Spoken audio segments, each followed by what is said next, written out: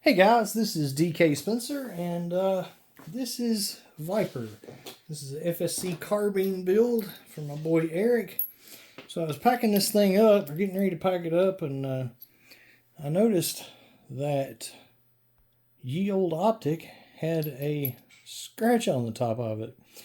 Well, I certainly don't want to give somebody some used junk, so ta-da! I changed the riser and the Optic and put him a nice pinty on there. So why did I change the riser? I changed the riser because this Optic works on a 3-slot riser, and that one actually needs to be 4. If you put it on a 3, it hangs off the back or off the front. So there you go. It's important when you pick a riser to pick one that is the height that you actually need, and the only way that you can find that out is to actually shoulder your weapon. The point of a riser is that when you have a cheek weld, and a cheek weld is something that professional shooters are very adamant about having. That's why there's very expensive stocks that adjust in several different ways and blah, blah, blah. Your cheek weld not only improves your accuracy, but the big thing is it improves your fast target acquisition speed. So your cheek goes against the side, right? And then that puts your eye in line with your optic. So if your riser is too high, then you don't have a cheek weld, you have a chin weld or a neck weld or a chest weld. And I see a lot of people using risers that are way too tall for their application. Now, some people might say, well, it's just personal preference and that's what works fine for me and blah, blah, blah. Well, that's because you haven't tried it the right way and you don't understand how much better it is. When you're dealing with a weapon, the more parts of your body touches the weapon, this is just simple physics, the more parts of your body touches the weapon, the more accuracy and control you have. So a pistol that you're literally holding in one hand is 1 point. All right, you put it against your shoulder, now it's 2 points. You put your other hand out here, now it's 3 points. You put your cheek against it, now it's 4 points. Now, putting your cheek against it adds a point for stability, but when you adjust your cheek weld to where, or you adjust your riser to where when you have a proper cheek weld, you're putting your optic to match your height, then you're doing it to where basically, and this is how a professional shooter will set up a weapon, especially with a magnified optic, or well, with any kind of optic. A professional shooter is going to close their eyes, shoulder the thing, and be able to open their eyes and everything be in line. And I've said this in other videos and whatnot.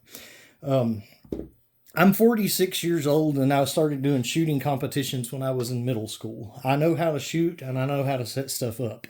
When I see somebody with a riser that's this high, I know that person does not know how to shoot. They just think they know how to set stuff up. And not trying to be mean or anything, but I see people who will worry about getting the most power they possibly can, and then they will throw a bunch of stuff on that they think looks cool, and then they'll take a bunch of pictures and show off their build. And then those of us who actually know firearms and have been around this for a while, we laugh about it, and then eventually it starts hurting our soul, and then we want to kill ourselves over it. But no, I'm kidding. But seriously, it is kind of stressful because there's a lot of noobs, and they might not be noobs to less lethal, but they're noobs to marksmanship and using weapons. And you just know that like they're not going to have something that's going to work for them when shit hits the fan, so to speak. You know that they haven't ever even put the thing to their shoulder if their optic is 6 inches higher than what a comfortable weld would be or whatever.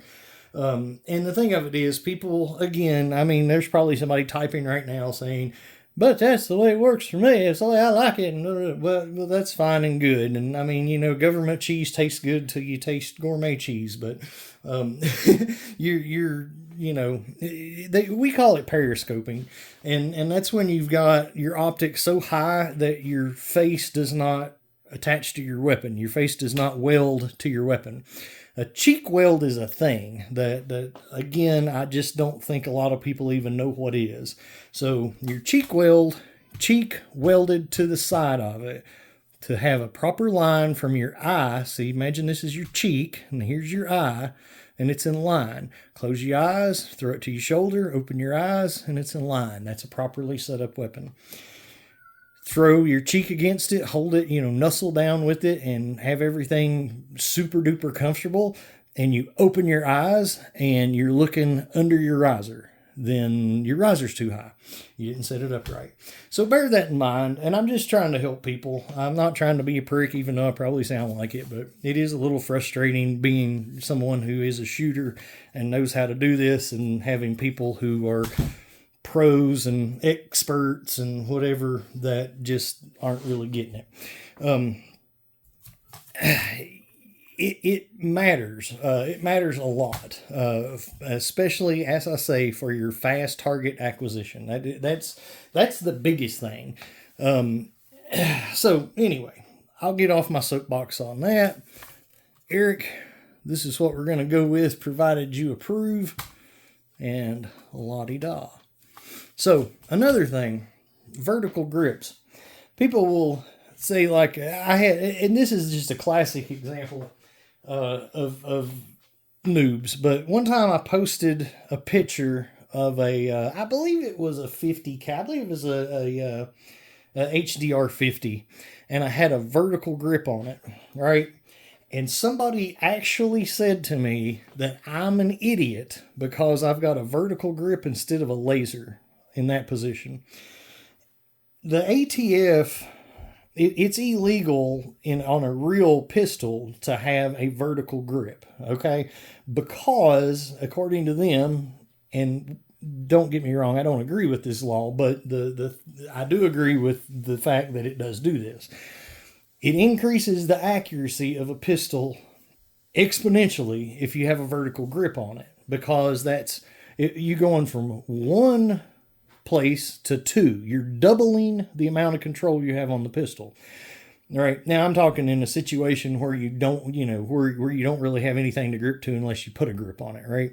So if you go from holding a pistol like this to being able to pull against it, because with this, you're pulling back this way, pushing, so it's stabilizing it, right? You're actually doubling the amount of your body that contacts the pistol. So you're increasing your accuracy. And for anybody who's ever actually shot something like that, both ways, you would know exactly what I'm talking about. If you've not done it and you think it's BS, go try it before you start typing. Stop typing. So anyway, so just little things like that. Somebody who thinks that a laser is going to make something more accurate than the grip. No, that's not the case. You're going to be more accurate with the grip and using your sights as you are holding it out with a laser dot. I'm not a big fan of lasers mostly because of the way people act about them, like that they're some big deal. But I'm not going to go into that. I've got lasers, but I can take them or leave them. But don't ever think that a laser increases your accuracy. It does not increase your accuracy. What increases your accuracy is knowing how to use your sights, knowing how to hold your gun, and the big point to take away from this video is knowing how to set everything up to start with. So before you show off pictures of how badass your launcher is, make sure that you've put it to your shoulder to see if your optics at the right height, or even if your optics turn the right way, or even if you've got a chest weld instead of a cheek weld, or if you've got one of the two required iron sights, or even if